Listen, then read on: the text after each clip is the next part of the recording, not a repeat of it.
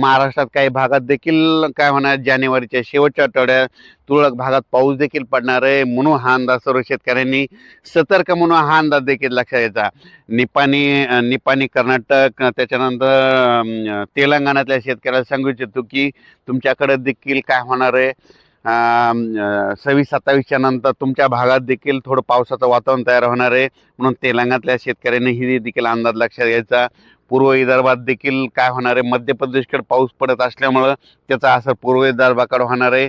त्याच्यामुळे वर्धा, नागपूर, भंडारा, गोंदिया, अमरावती ह्या शेतकऱ्यांनी देखील आपलं तुरीचं नियोजन करायचं, कारण की एखादं वातावरण आणखीन जर बदल झाला तर पाऊस देखील येण्याची शक्यता असते. पण जानेवारीच्या शेवटच्या आठवड्यात मात्र वातावरण खराब होणार आहे, म्हणून हा अंदाज सर्व शेतकऱ्यांनी लक्षात घ्यायचा.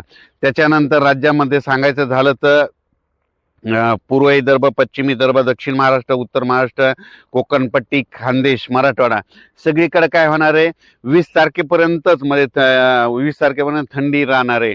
21 पासून राज्यामध्ये थोडं अंशतः ढगाळ वातावरण यायला सुरुवात होणार. 21ला थोडं वाढणार आहे, 22ला आणखीन वाढेल, 23ला त्याच्यापेक्षा जास्त वाढेल, 24 पासून संपूर्ण महाराष्ट्रात वाढेल आणि 25-26ला मात्र संपूर्ण महाराष्ट्रात सूर्यदर्शन देखील दिसणार नाही, म्हणून हे देखील सर्व शेतकऱ्यांनी लक्षात द्यायचा. हरभरा शेतकरी असेल तर माझी सर्व शेतकऱ्याला विनंती की चांगल्या कंपनीचं बुरशीनाशक मारा. राज्यामध्ये मी म्हटलं होतं ना, जानेवारीच्या शेवटच्या आठवड्यात वातावरण खराब होणार आहे, तर राज्यामध्ये 23 तारखेपासून राज्यामध्ये आभाळ येणार आहे, ढगाळ वातावरण राहणार आहे, म्हणून वेलवर्गीयासाठी आनंदाची बातमी.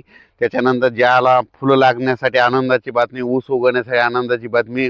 पण राज्यात काय होणार आहे, हे वातावरण कशामुळे खराब होणार आहे, कारण की काय झालं, WD वेस्टर्न डिस्टर्ब म्हणजे पश्चिमी विक्षोभ म्हणजे काय होणार आहे, इकडं गुजरात,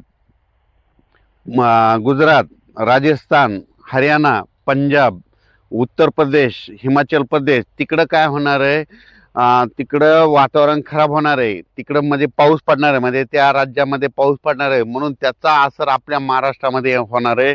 म्हणून काय होणार आहे, राज्यामध्ये 26, 27, 28 तारखेच्या दरम्यान राज्यात परत एकदा वातावरण खराब होणार आहे, म्हणून हा अंदाज लक्षात घ्यायचा. तसं तर 23 तारखेलाच म्हणजे 23 जानेवारीलाच आभाळ यायला सुरुवात होणार आहे, म्हणून हा अंदाज सर्व शेतकऱ्यांनी